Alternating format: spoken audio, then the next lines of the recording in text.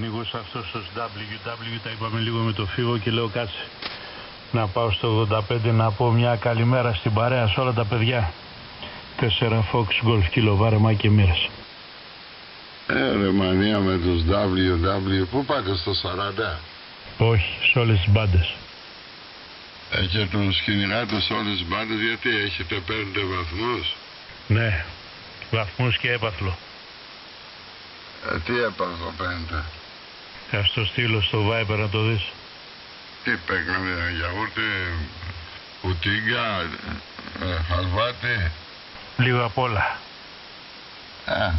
Άμα παίρνετε τέτοια, αξίζει το έπαθλο. Εσύ, πρόεδρε, είδες ο Βασίλης από τα Φάρσαλα, πήρε έπαθλο.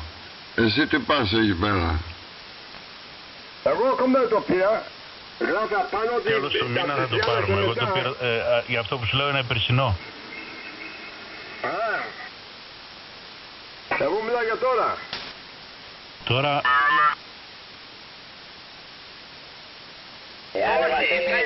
Και στα Γιώργος πήγαν και κάνανε ευτή 8 στα 12 μέτρα.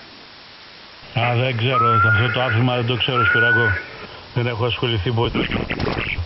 Μόνο SSB. Και χθες βγήκανε με κάθετος α, αλλά σήμερα δεν βγήκανε.